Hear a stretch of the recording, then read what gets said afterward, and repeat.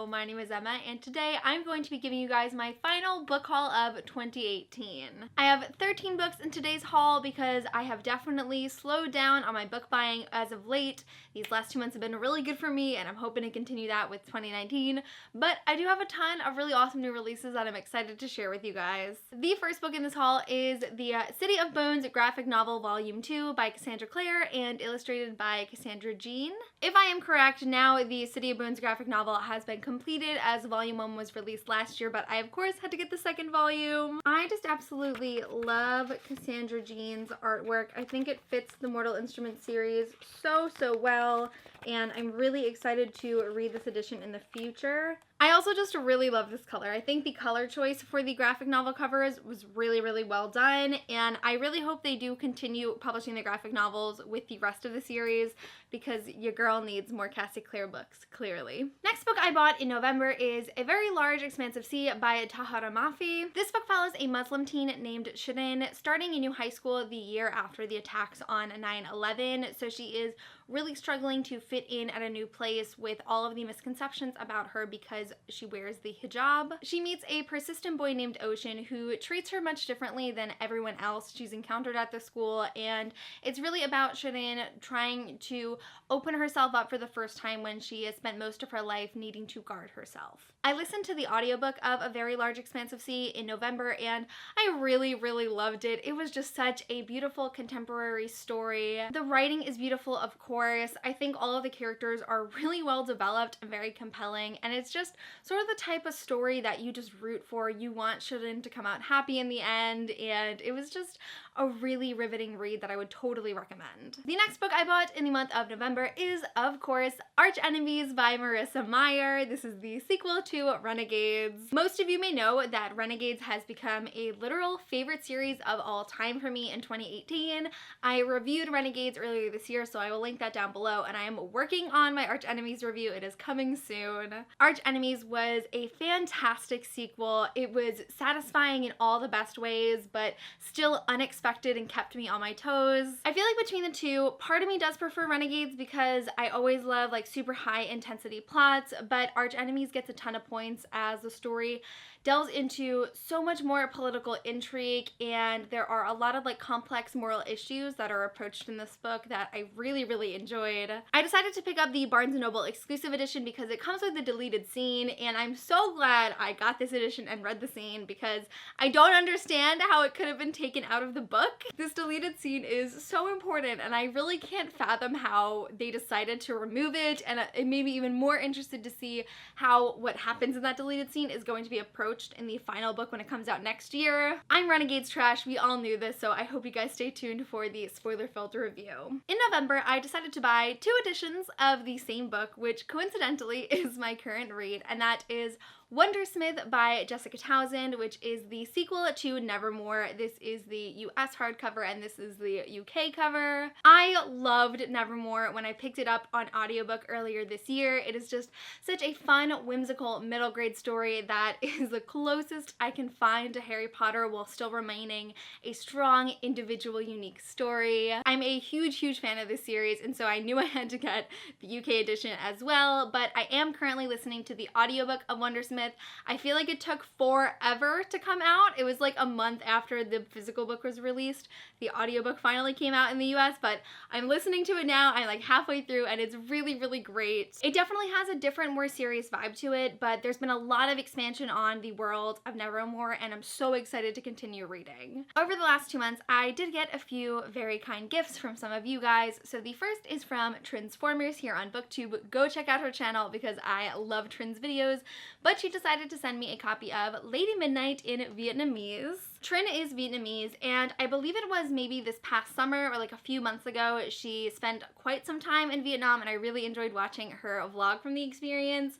But she saw a copy of Lady Midnight, and knowing that I collect foreign editions of Cassie Clare's books, she just out of the kindness of her heart decided to send me this one, which is so kind. So thank you so much, Trin. I really appreciate it, and I will treasure this copy of Lady Midnight for the rest of my life. The next book was a gift from Alyssa, who is like the #1 biggest supporter of my sister's Etsy shop. So thank you, Alyssa, not only for the book, but for supporting my sister. If you like bookish calligraphy, canvases, check out Beyond Words lettering in the description. But she decided to send me Darius the Great Is Not Okay by Adib Khorram. This book follows a boy named Darius who is half Persian and traveling to Iran for the first time. Darius is struggling to fit in. He's depressed and his family in Iran doesn't really understand depression, but he meets the boy next door named Sarab and they begin a friendship that really changes everything for him. It just sounds like a really sweet contemporary. You guys know that these YA finding yourself coming of age contemporaries steal my heart sometimes, and I always love a good mental health theme.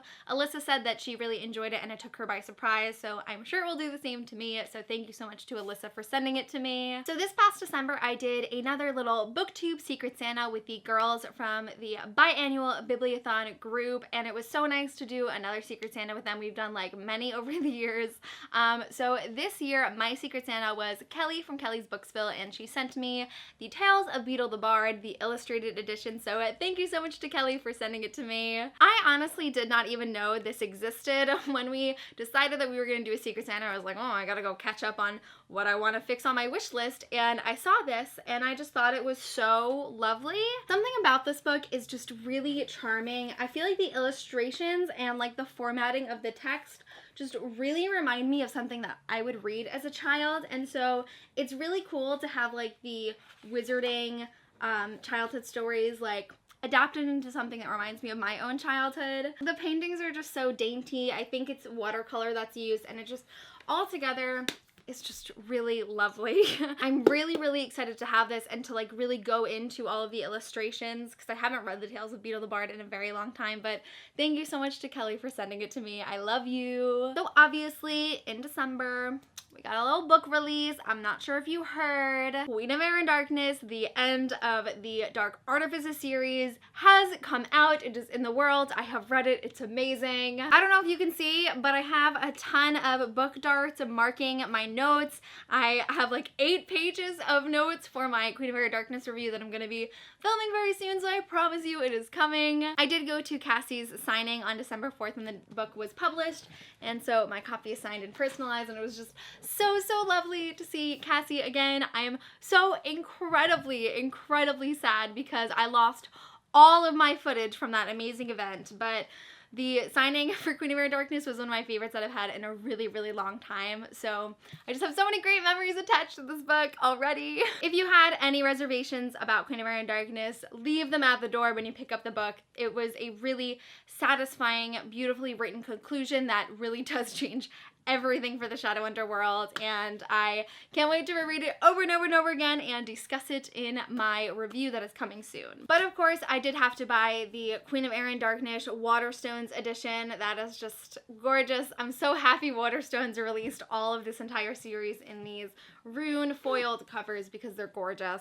Next, I have a few books that were sent to me by publishers. These were sent to me by Simonteen, so thank you so much to Simonteen for sending them to me. On brand, we have the Lord of Shadows brand new paperback edition that just recently came out. It has this gorgeous illustration with Julian on the spine, and it just looks so good with Emma on Lady Midnight. If you can't tell from this haul, I live for collecting every single Cassie Clare book I possibly can, so thank you so much to Simonteen for sending it to me. The next book that Simonteen sent me is This Lie Will Kill You by Chelsea Pitcher. This just came out this past December. So This Lie Will Kill You follows 5 teens who were at a party 1 year ago where someone died, and they apparently each played a role in that person's death. So now 1 year later, they are each invited to this super exclusive contest with a big cash prize at this secluded mansion, and it turns out that they've all been lured here for someone's revenge, and it has to do with that person's death. I love thrillers like this. I eat these stories right up. I feel like this is like a movie that I would have watched when I was younger and just fallen in love with it, so I'm really excited to read it. Also, it doesn't seem too long. It feels pretty short, and I've been in the mood for some thrillers lately and just not wanting to invest in some really long ones, so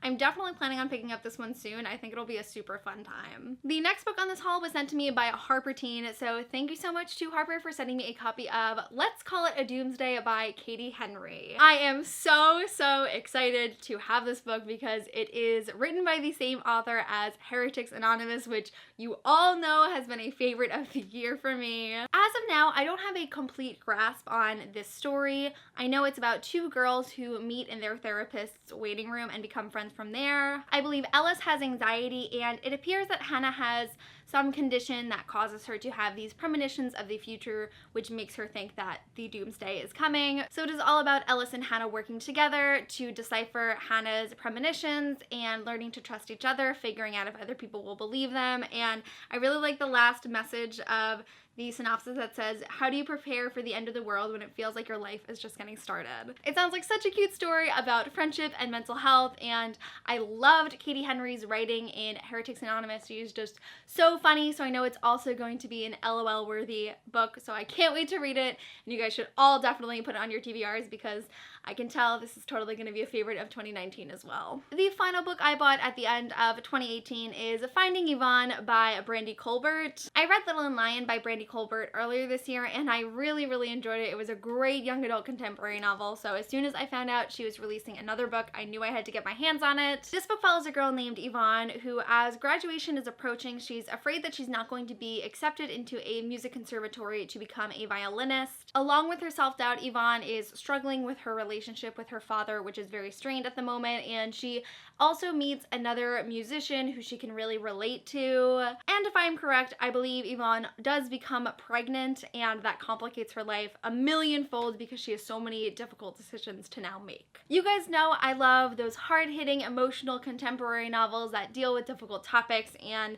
because teen pregnancy is like not written about a lot in YA, I feel I'm really excited for this book, and I have a feeling I'm going to love it. So that concludes my book haul for the end of 2018. Hopefully in 2019 I will get my book buying habits even more under control, but I will also be hauling some really incredible books. Let me know in the comments below if you have gotten any exciting books to close out the year. Let me know if during the holidays you got anything super exciting. I would love to know, but that is it for this video. Thank you guys so much for watching, and I will see you soon for a new video.